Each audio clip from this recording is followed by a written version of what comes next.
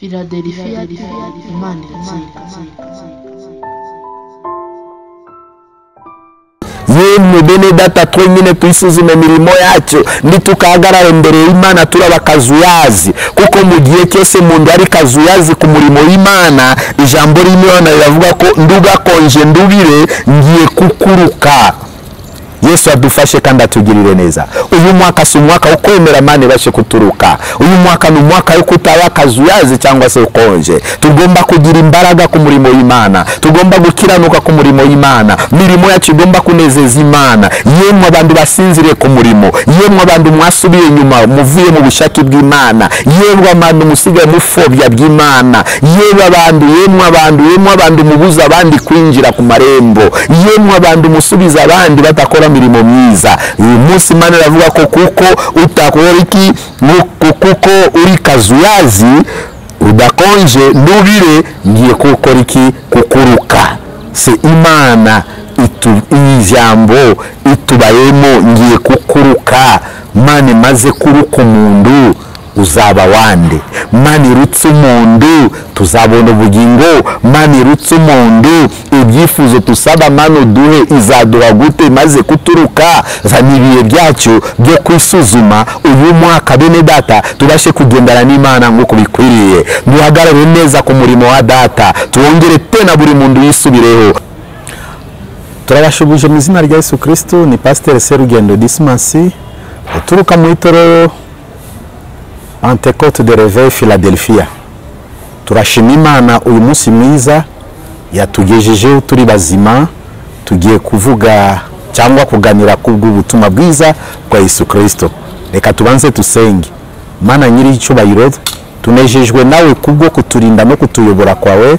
Nimba tugeze uyu munsi n'isaha ni kubw'imbaraga z'amaboko yawe. Tugiye kuhagarara mbere yawe, ubanze tubabarire utweze, weze kirere, weze mitima yacu, tubashe kuvuga ibyawe tutafite ikintu kiducira urubanza. Twirukanye imbaraga zose z'umwijima zihagarara mbere yacu, zahagarara mu kirere, mu izina rya Yesu zikurweho nawe. Imbaraga z'ijambo ryawe rigere ku muri muntu wese uzadutega amatwi, kandi mugirire umumaro muri ibihe ngibi. Urakoze, udufashe kuko Alpha na Omega, tugusabye mu izina rya Yesu, amen.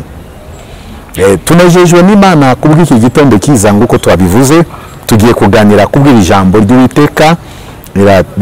Umutwe w'ijambo tugiye kuganiraho iratubwira ko byatubera byiza ko imirimo yacu yanezeza Imana.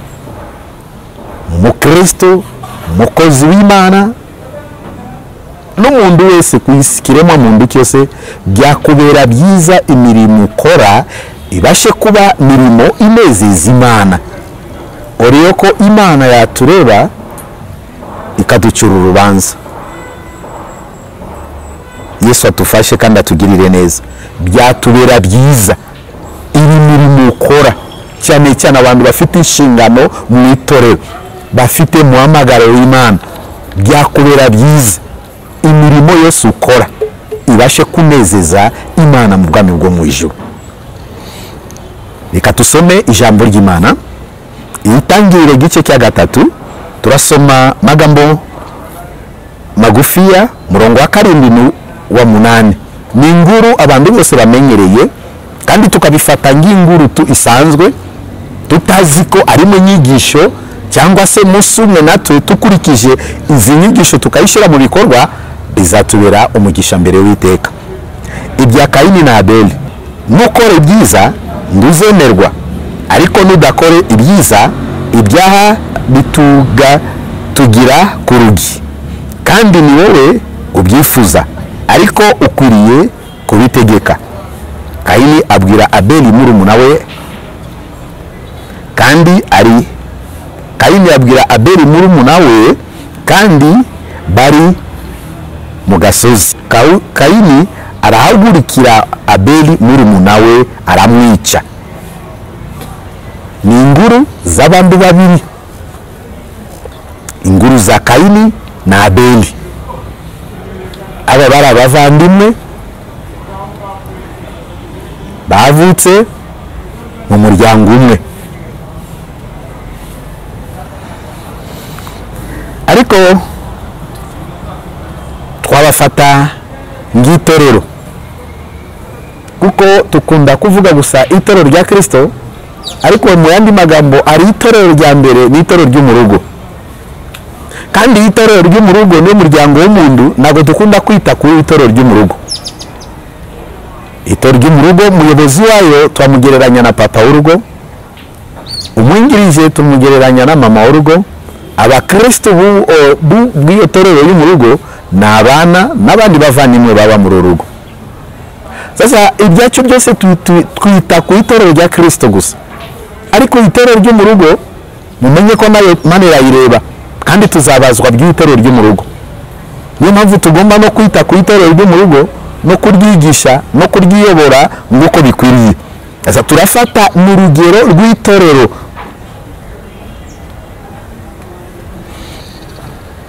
Abakristo bayo bari bafite impano ebyiri zitandukanye nk'uko twabafata aba bakristo babiri, babyeyi babo bari abayobozi.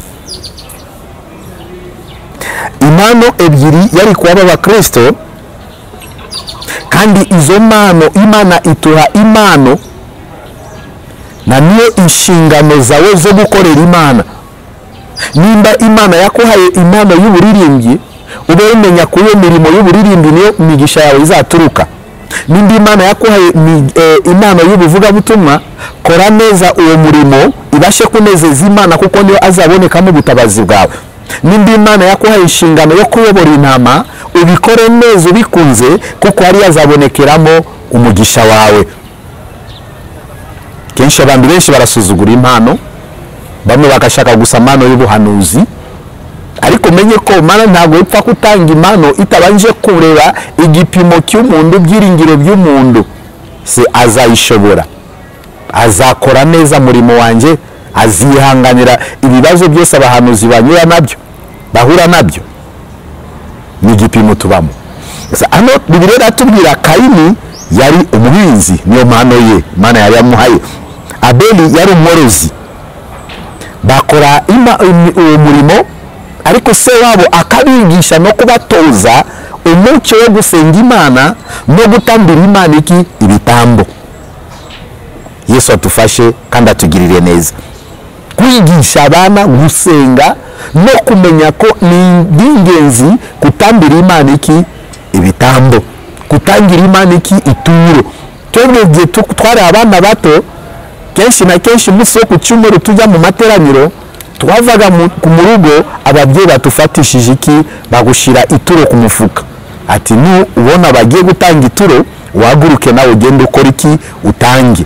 Twakuze tuzi ko nta muntu ujya mu nzu y'Imana amaboko masa. Umunsi bataguhaye umva ushaka kurira, rimwe na rimwe urarira, ariko umubyeyi akakuhendahenda akwereka ko uyu munsi ntago zabonetse, ariko gutaha bizaboneka. Aba bakristo babiri Kayini na Abeli bari bafite iyo mpano ebyiri zitandukanye.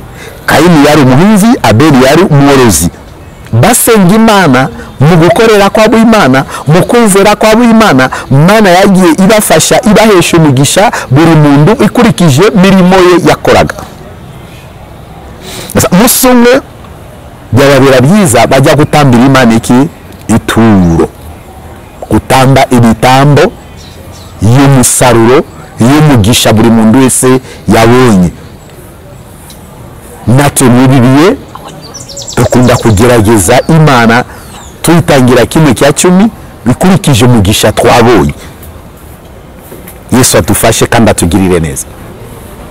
Ariko bageze ku musozi, nuko twavuze Kayini yari umuhinzi, Abeli yari umworozi. Buri muntu acana igicaniro cye. Kayini we afata imyaka ye yasahuye ku murima ashira mu gicaniro cye. Abeli afata mwana w'intama kuko yari umworozi, akora arayibaga ashira ku gicaniro cye.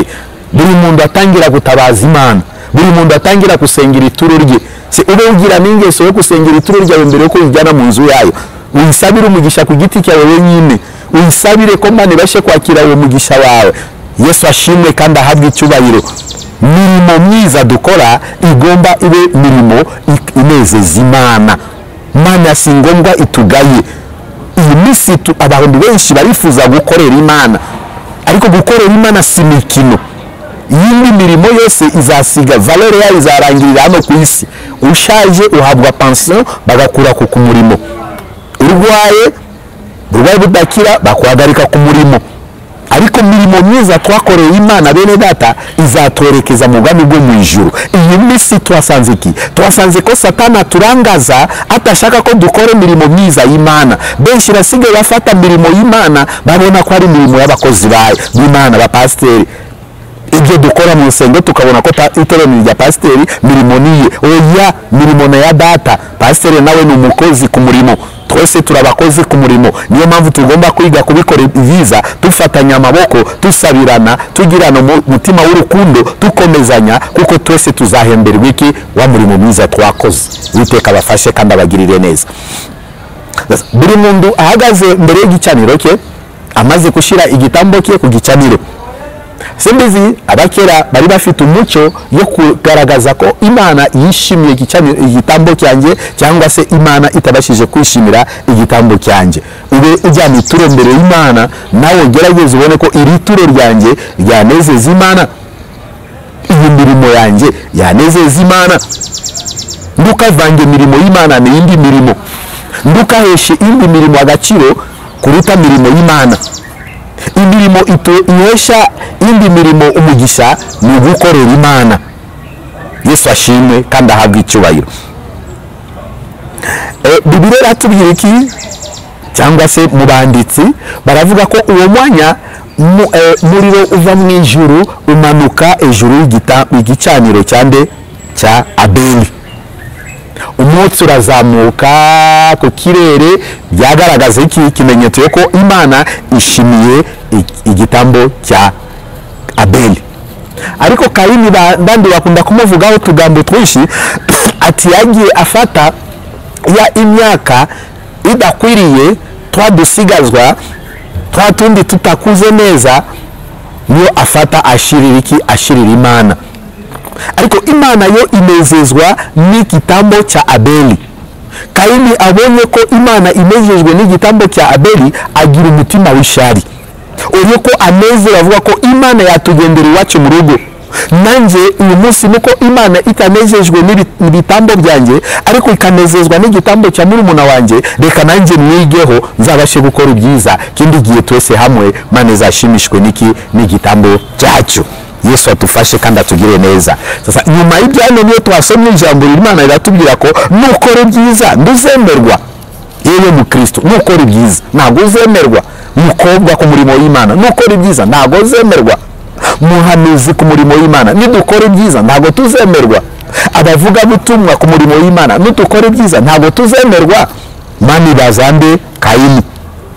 Ariko nidakora byiza mwumva ingaruka. Nidukore byiza tuzemerwa, ariko nitutakore byiza ibyaha tugira ku rugi. Mbese nitutakore byiza ibyaha biradukomangira ku rugi, nidutakore byiza ibyaha biratuzunguruka, nidutakore byiza ibyaha bidushizeho ikimenyetso. Niyo mpamvu muri minsi hari abantu benshi bahitwa ko abakozi b'Imana, ariko bafite ibimenyetso y'imbuto itari nziza. Mirimo tukora abantu bakagenda baducira urubanza kuko ibyaha byatuzungurutse, kandi ni wowe ubyifuza, ariko ukwiriye kubitegeka. Buriya icyaha biva ku muntu ku giti cye, ntabwo cyapfa kwizana kikwinjirane.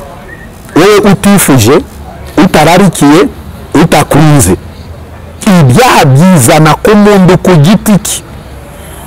Ushobora kumva ijwi ritangiye kukugera ku mutima, ijwi ryaje ku gutwi kwawe, ikamanuka ku bwongo bwawe, ukabitekereza, mutima ukabyemeza, ejo ukasanga wakoze ibyaha. Ni twebwe twizanira ibyo byaha. Kayini abwira Abeli murumuna we, bari ku musozi bombi, kandi bari ku musozi, ku gasozi. Kayini ahagurukira Abeli murumuna we aramwica kuko yagize iki? Ishari. aramwica murumuna we. Hano Bibiliya ntabwo tuvuga ko ati inshuti ye, murumuna we bava indimwe, amugirira ishari yuko Imana yanezezwe n'igitambo cya Abeli. Kayini agira ifuwe bari kuwo musozi aho bagiye gutambira Imana igitambo. Aheraho Imana tugomba kwatinya, sahandi tugomba kuzana icyaha. Nisisigaye numva ko kizira cy'umurimbuzi kinjiye ahera, ntabwo kizanwa natwe abo dukorera Imana. Samane dufashe tushoboje, tutakora imirimo y'Imana tufite urubanza, mirimo myiza dukora ibashe kunezeza Imana. Koko by'ukuri tusanze abantu baritanga ku murimo y'Imana, abantu barara amajoro ku by'Imana, abantu bagenda amanwa ku by'Imana, ariko byatubera byiza bibashe kutugira icyerekezo cy'imbuto nziza. Byatubera byiza imirimo yose dukorera Imana mu Kristo mugenzi wanjye, nuko nawe utarakizwa gira mirimo myiza bibashe kunezeza Imana. Mirimo ukora bizatubera amahoro n'umugisha tukiri ku isi, n'umunsi umwe bitwerekeze ku bwami bwo mu ijuru. Umva ko Kayini yica mugenzi we, amukura ku isi, kandi igihe cye kiyari kitakora iki? Kitaragera. Mana nayo ntabwo yanejejwe cyangwa se ntabwo yacecetse ko Kayini yica murumuna we. Icyaha cyose dukora kigira ingaruka yacyo. Niyo mpamvu itorero ry'Imana tugomba gutinya icyaha. Shaka mirimo myiza uyu munsi mwiza. Ikindi turimo kwihuta muri iyi minsi ni gusaba gusa, Mana uduhe. Mutumenye ko Mana nayo mbere yo gutanga ibyayo igenzura imirimo yacu, igenzura ibikorwa byacu, imenya uwo yahabindubye. Se ninguha uzagaruka kunshima, ninguha uzibuka ko ari njyewe nabikoze, ninguha uzaca bugufiya, ninguha uzafasha abandi. Yesu adushigikire. Ariko hano mundu witwa Kayini ntabwo yagaragaye mu Kristo mwiza, kuko yagize umutima mubi ku mugenzi we, abasha kwica murumuna we ku musozi aho batambiraga ibitambo, aho bari imbere y'Imana. Mana iramuvuma. Yarazi ko nimba yamwica, simbizi uko Satani yereka abantu, akwereka ko kora icyaha, simbizi ne akwereka ko by'Imana biratinda, ariko n'icyaha hano nujya mu bapfumu bazakuha umuti, uzakora ibyiza, uzabona ubutabazi bwiza. Ariko byo byose bigira ingaruka. Igihe cyose tuvuye mu kuri kw'Imana, igihe cyose tuteshutse, ntabwo bituheshe umugisha itorero ry'Imana. Mane muvuma Kayini abinzererezi ku musozi. Kubera iki? Kubera icyaha cy'ishari, kandi icyo cyaha cy'ishari cyaje kumubyarira iki? Kumena amaraso y'umurumuna we. Nukora ibyiza, Imana itubaza uyu munsi, nukora ibyiza nduzemerwa. Wisuzume nanjye nisuzume. Ubu turi mu kwezi kwa kabiri gutangira uyu mwaka musha. Se watangiranye umwaka ukora ibyiza, cyangwa watangiranye umwaka tena ukora ibibi? Ariko tuhindukire tumenye ko nidukora ibyiza tuzemerwa, atari kwanza n'abantu, tuzemerwa n'Imana. Ariko nitutakora ibyiza, ibyaha tugira ku rugi.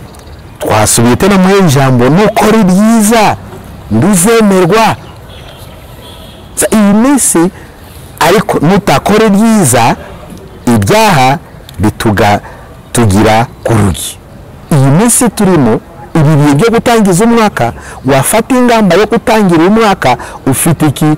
Mirimo yo gukora ibyiza, kandi imirimo yacu ibashe kunezeza Imana. Reka tusome irindi jambo riri ku igitabo byahishuwe Yohana, gice cya 3 murongo wa 14 tugere ku murongo wa 16. Urwandiko rwandikiwe abi Laodikiya. Wandikire marayika w'itorero ry'i Laodikiya uti: uyita Amina, umugabo wo guhamya kandi ukiranuka w'ukuri, inkomoko y'ibyo Imana yaremye, aravuga aya magambo ati: nzi imirimo yawe, yuko udakonje kandi ndubire nzi imirimo yawe yuko udakonje, kandi ndubire yaba wari ukonje cyangwa wari ubize. Nuko rero kuko uri kazuyazi udakonje, ndubire ngiye kukuruka. Twavuze kubw'imirimo byatubera byiza mirimo dukorera Imana, Mana irebe iyo mirimo itwishimire. Hano ni byaheshuwe Yohana mu gihe Yohana yari mu gishanga cya Patmo, yagize ishurirwa y'amatorero 7. Ariko turavuga ku itorero rya Laodikiya, Yohana agira yishurirwa mirimo y'itorero rya Laodikiya, buryo bahagaze imbere y'Imana, buryo bakoreraga Imana. Uzi ko tusigaye tuba ku murimo w'Imana twebwe abikigiye, tugatinya amaso ya pasiteri, tugatinya amaso y'umuyobozi wa korari, tugatinya amaso y'abadiyakoni, ariko tutazi ko nyiri umurimo atugenzura buryo bwose kurusha n'abo bashumba. Mana iyandikira, ibwira marayika abwira Yohana kwandikira abitorero Laodikiya. Wandikire marayika w'itorero w'i Laodikiya, witinya wiyita Amina. Abitorero biyitaga Amina, ati nta kibazo, ibyacu byose ni Amina. Hari abantu binezeza gutya ku murimo we, nta kibazo rwose ku murimo w'Imana, ibyacu byose ni Amina. Umugabo wo guhamya, ati twebwe turabagabo bo guhamya Kristo. Ariko rimwe na rimwe Imana ishaka kugusuzuma nuko uvuga ko uri umugabo wo guhamya, ariko mirimo yawe itahesha Imana iki agaciro. Amubwira aya magambo, kandi itorero Laodikiya buryo b'Abakristo birataga, kandi ukiranuka ukuri. Twebwe turakiranuka mu kuri kw'Imana, twebwe turabakiranutse. Inkomoko y'ibyo Imana yaremye. Aravuga aya magambo, buryo birataga bita Amina, umugabo wo guhamya, turabagabo bo guhamya nkuko nabivuze, kandi ukiranuka ukuri, turakiranukira Imana mu kuri. Ariko inkomoko y'ibyo Imana yaremye, aravuga aya magambo. Inkomoko y'ibyo Imana yaremye, aravuga aya magambo, n'amagambo yavuye mu ijuru. Nzi imirimo yawe mushumba, Imana izi imirimo yawe. Mukristo, Imana izi imirimo yawe. Umuntu wese ukorera Imana, Mana izi imirimo yacu. Abo ni abitorero Laodikiya. Tugereranye itorero ryacu uyu munsi, itorero usengeramo mu iyi minsi, itorero uteraniramo mu iyi minsi, itorero ukoreramo umurimo w'Imana iyi minsi. Se Imana irimo kukureba, irakwishimira ku mirimo ukora. Nzi imirimo yawe. Mana ibwira abitorero Laodikiya ko izi imirimo yabo yuko udakonje. Itangira kugaya itorero Laodikiya, nzi imirimo yawe yuko udakonje, kandi ndubire ku murimo w'Imana. Hari abantu baba ku murimo w'Imana ntago bakonje, ntago bareba ko ntago, kandi ndubire yaba wari ukonje cyangwa wari ubize. Byatubera byiza tugaragaye bazi tukonje cyangwa se ubize, ariko oyo kudakonja no nubire. Imana irabagaya, mbese nta ruhande bari bafite, nta musimamo Swahili baravuga, nta ruhande bari bari, ntago bakonje cyangwa se ntago bakora iki, ntago babiri. Iyaba wari ukonje cyangwa ubize, Imana avuga ko iyaba wari ukonje cyangwa ubize. Nuko rero kuko uri kazuyazi, Imana igereranya itorero rya Laodikiya nuko birataga mirimo yose bakoraga, ibabona ko bari iki kipimo yabahaye, nuko bari iki kazuyazi. Udakonje ndubire ngiye kukuruka. Mundu utakonje ndubire uri kazuyazi ku murimo w'Imana. Nabandi bari kazuyazi ku murimo w'Imana, kuguru kumwe nkuko abandi babivuga, kuguru kumwe kuri hanze, kuguru kumwe kuri itorero. Oyo kuhamiriza Kristo nguko bikwiye ni urimo kusubiza abantu inyuma. Oyo kubwiza abantu kuri bakora ibyaha mu maso yawe gaceceka.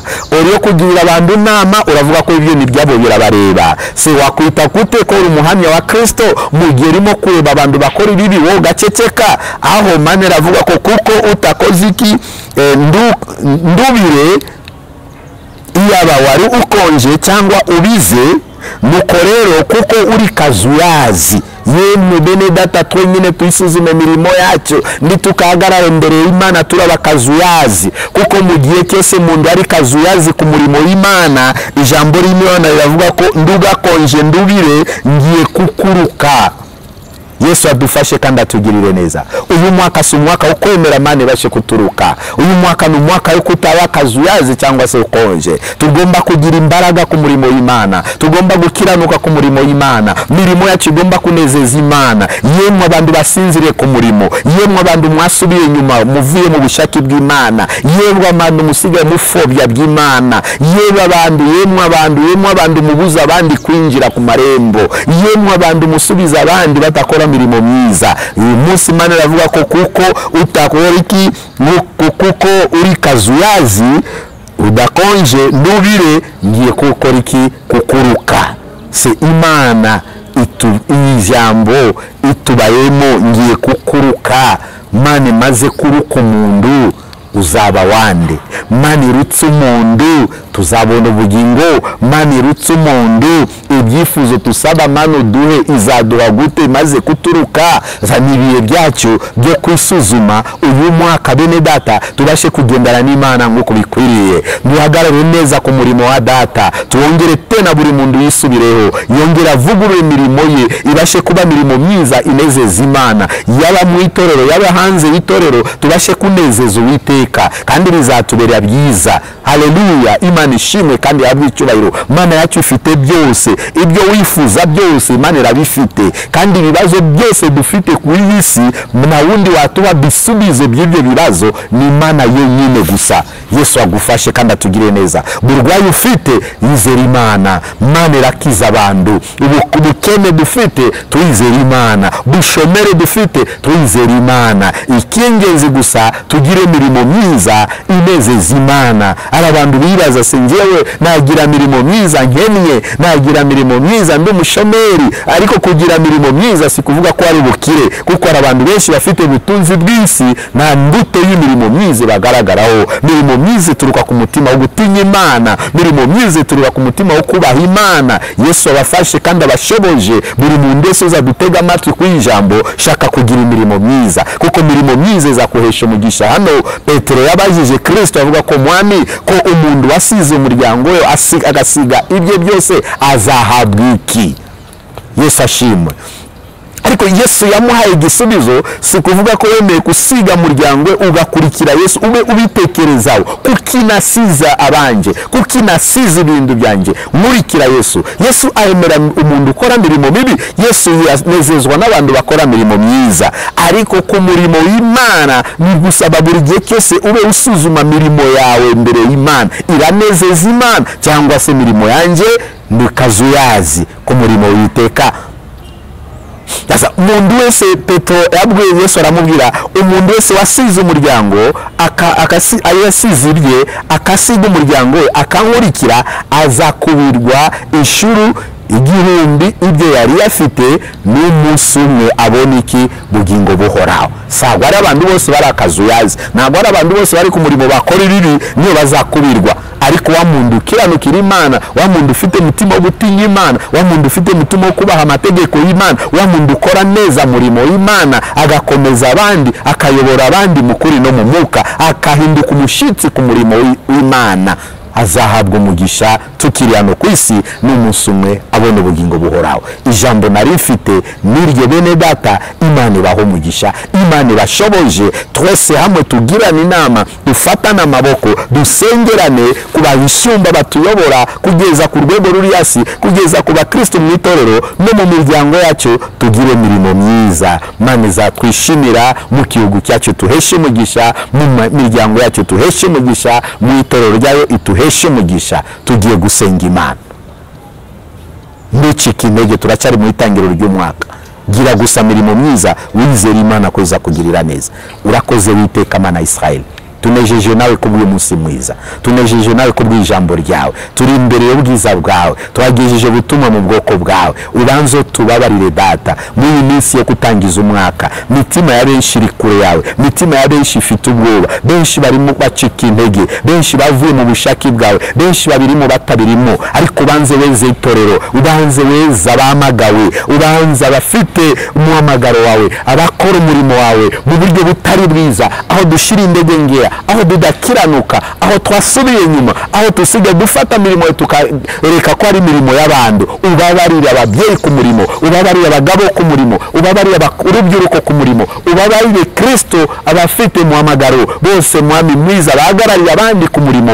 Ubabarire weze abataremera izina ryawe, abatuki ibyawe, abafobyi ibyawe, abakikinira mu byaha. Mana weze utunganye abantu bakwemere, abantu bacishwe bugufiya, bakora imirimo myiza mbere yawe Data, kandi ukiza abarwayi nabo bakize babe bazima bagukorere, abatarabona agakiza baha agakiza nabo bagukorere, abasubiye inyuma Mana bagarure. Twirukanye mwanzi Satani ibiduteza ubwoba, ibituhangayikishije muri biye, kwa jina la Yesu turabyirukanye. Girira neza ubwoko bwawe, shoboza ubwoko bwawe, nawe bashe kugenda nguko bikwiriye. Urakoze Mana, cyubahiro kibi cyawe, tugusabye tuyizeye ko uyu mwaka uzabana natwe kandi uzadushigikira tukoze imirimo myiza, nawe uzatuhesha umugisha, uzagusha imvura y'umugisha mu gihugu cyacu, uzagusha imvura y'umugisha mu miryango yacu, natwe tubeho tushima tunezerewe. Urakoze, tugusabye twizeye mu izina rya Yesu, amen. Imana ibaho umugisha. Ni Pastor Serugendo Dismas uturuka mu Itorero Philadelphia. Ushobora kutugirira inama, ushobora kutubaza, ushobora kuba icyo utumvise neza. Byose ku murimo w'Imana nta mukuru, tukomeza tugomba gufashana, tukoshobora kwikorera imitwaro cyangwa se kugirana inama. Nimero zacu ni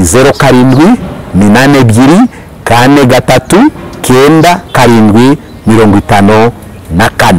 Murakoze, Imana ibaho umugisha. Amen. Philadelphia, Imana irakira.